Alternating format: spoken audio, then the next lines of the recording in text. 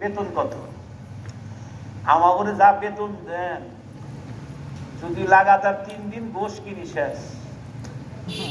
তারপরে অনেক মাদ্রাসা আছে বাকি। এরপরে ওই উলামায়ে কেরাম এত কষ্ট করার পরেও ছাড়ে না। কেন ছাড়ে না জানেন? আমরা জানি আমরা আমাদেরকে যে বেতন দেন, এই বেতন দিয়ে আমরা গুলশান বাড়ি করতে পারবো, আমরা ঢাকাতে বাড়ি ক্রয় করতে পারবো, আমরা জানি আমাদের বড় বিল্ডিং হবে না। তারপরেও কেন থাকে উলামায়ে কেরাম? এত কষ্ট কেন করে? একটা দিনের আশায়, যেদিন কেউ কারো বন্ধু হবে না, কেউ কারো আপন হবে না, যেদিন কেউ কারো বন্ধু বলে পরিচয় দেবে না, যেদিন ছেলে তার মাকে পরিচয় দেবে না, যেদিন বাপ তার ছেলেকে পরিচয় দেবে না, যেদিন একজন আর একজনকে দেখে বেগে যাবে, ইয়াউমা ইয়াফিরুল মারউ মিন আখি ওয়া উম্মিহি ওয়া আবি ওয়া সাহিবাতিহি ওয়া বানি। আরে দুনিয়ার কেউ কারো কেউ পরিচয় দেবে না। এমন একটা ময়দান, যে ময়দানে নবীরা পর্যন্ত ইয়া নাফসি বলবে। ওই দিনের আশায়, যেই দিন এই আলেম গুলিকে আল্লাহ পাক নিজে মাহশারে এক একটা আলেমকে উকিল বানাইয়া গুনাহগার উম্মতদেরকে ওকালতি করার সুযোগ দেবে, গুনাহগার উম্মতগুলিকে সুপারিশ করে জান্নাতে পৌঁছাইয়া দিবে।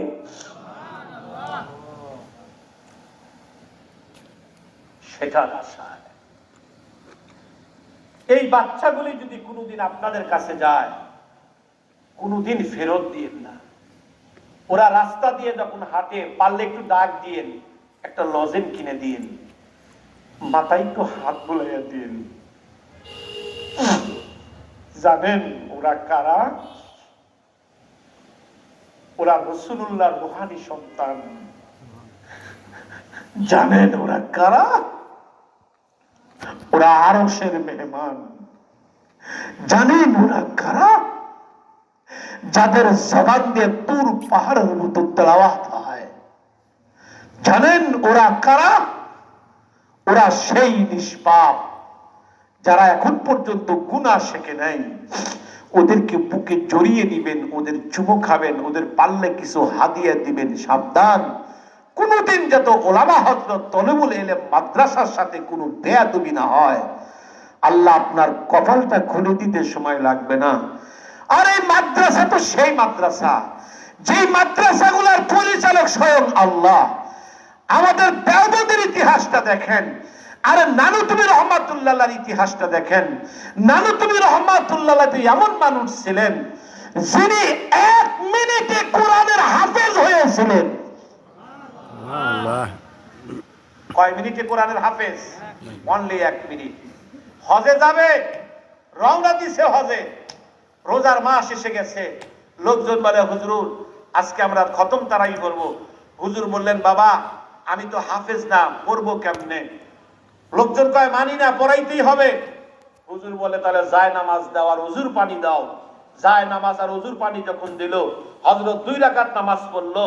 নামাজ পড়িয়া শুধু সেজদায় যাইয়া 1 মিনিট কি যেন কইলো, সেজদার থেকে মাথা উঠাইয়া কয় যাও আগামী কাল থেকে আমি খতম তারাবি পড়াবো। কি বুঝলেন? এই হলো সেই মাদ্রাসা। আপনাদের কাছে শেষ অনুরোধ, যে কথাটা আমি বলতে চাই, একটা ছেলেকে মাদ্রাসায় পড়াই একটা আলেম বানানোর নিয়ত করেন, আর কোনো কিছুর জন্য না, কমপক্ষে আপনার জানাজাটা যেন করতে পারে। এই হিসেবে আমি আমার দাদার জানাজা করতে পারিনি, এটা আমার নসিবে ছিল না। তখন আমি রমজান মাসে 40 দিনের এতেকাবে বসছিলাম আমার শেখ ও মুর্শিদ আল্লামা রসুলপুরি রহমাতুল্লাহর দরবারে।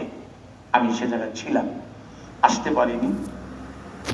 তবে আমি আমার নানির জানাজা করেছি। এই পাবনাতে আমার প্রোগ্রাম ছিল। ওই দিন আমার নানি ইন্তেকাল করে। আমি যখন খবর পাইলাম দৌড়াইয়া গেলাম, যাইয়া দেখি আমার নানির এই বৃদ্ধা আঙ্গুলটা এই করের সাথে লাগানো আছে। এইটা আমি চেষ্টা করেছি, আমি ছাড়াইতে পারিনি। মা বলল যখন ইন্তেকাল করছে এমনি করে সুবহানাল্লাহ সুবহানাল্লাহ সুবহানাল্লাহ বলতেছিল। শেষবারে যায় এই জায়গায় আঙ্গুলটাকে আর ছাড়ানো যায়নি। এই অবস্থায় কবরে গেছে। আমার নানিকে যখন আমার জানাজার কথা ছিল যে আমি জানাজা করব, তখন আমার ছোটকালের কথা মনে হয়েছে। যেদিন মাদ্রাসায় কোরআন শরীফ নিব, আমার কাছে টাকা ছিল না, আমি নানির কাছে দৌড়াইয়া গিয়েছিলাম। নানি, আমার মনে আছে, কাপড়ের আসল থেকে 50টা টাকা দিয়েছিল। টাকা দেওয়ার সময় বলছিল, তুমি যদি আলেম হও, আমার এই কোরআন শরীফ পড়ে আমার জানাজা করিও। আমি যখন জানাজার নিয়ত করছি, তখন ওই কথা আমার কানে ভেসে আসতেছে, আমার জানাজা করিও।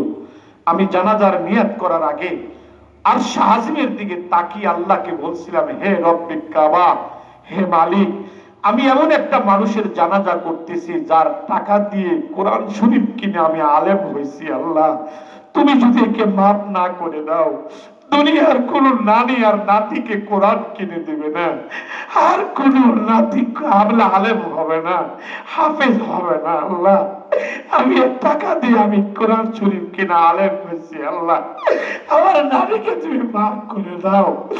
লোকজন মনে করে জানাজা করতে এত দেরি করে কেন? প্রবলেমটা কি? সমস্যাটা কি? কি হয়েছে? লোকজন তো আমার দিলের ব্যথার খবর জানে না। আমি কোন ব্যথা নিয়ে আল্লাহকে বলতেছি? আমি যখন জানাজা করতেছি, আমার চোখ দিয়ে পানি ঝরতেছে, আমার দিল যেন কেন সাক্ষী দেয়, হ্যাঁ আমার নানিকে আল্লাহ মাফ করে দিবে। আমি তার কয়েকদিন পর আল্লাহ আমাকে স্বপ্ন দেখাইছে, আর তুমি জানাজা করছো, আল্লাহ আমারে মাফ করছো। সুবহানাল্লাহ।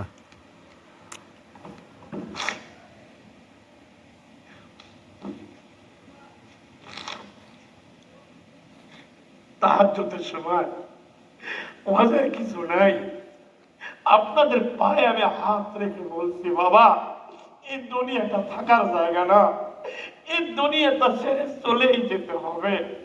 আপনাদের পা ধরি, আপনাদের হাতে ধরি, বাবা, আল্লাহর গোলাম হন, গুনাহমুক্ত জিন্দেগি করুন, আল্লাহর সাথে সম্পর্ক করুন। যাইনা রাইখেন, মসজিদের পালকি যদি একবার বাড়িতে ঢোকে আর মসজিদের মাইকে যদি একবার এলান হয়, ওমকে আর নাই, কোনদিন আর ফিরে আসবেন না, আর ফিরে আসার কোন সুযোগ নাই। বাবা, এই জন্য হতভাগার হাতটাকে ফেরত দিয়েন না। ইনশাআল্লাহ আজ থেকে আর নামাজ ছাড়বো না, আমরা ইনশাআল্লাহ ইবাদত করে মুসলমান হয়ে এই কবরে যাব। নিয়তটা করা যায় না ইনশাআল্লাহ? আসেন, আখিরি দোয়া না, আমার মনে হয় একটু দোয়া করলে এখন দোয়া কবুল হবে। সকলের চোখ দিয়ে পানি ঝরতেছে, 1 মিনিটের জন্য আমি একটা দোয়া করবো আপনাদের কিনা। দুইখানা হাত উঠান, আল্লাহুম্মা আমিন। উঠান দুইখানা হাত, একটু চক্ষুখানা বন্ধ করুন, একটু মাথাখানা নত করুন, কেউ কারোর দিকে তাকাবেন না বাবা, একটু চক্ষুখানা বন্ধ করুন। ওরে আমার মাবুদ রে, ওরে আমার মাসুক রে, একা একা কেমনে থাকবো কবরে। আল্লাহ, মাওলারে দেখতে দেখতে রাত গভীর হইয়া গেল, তোমার বান্দারা সেই এশারের পর থেকে নিয়ত পর্যন্ত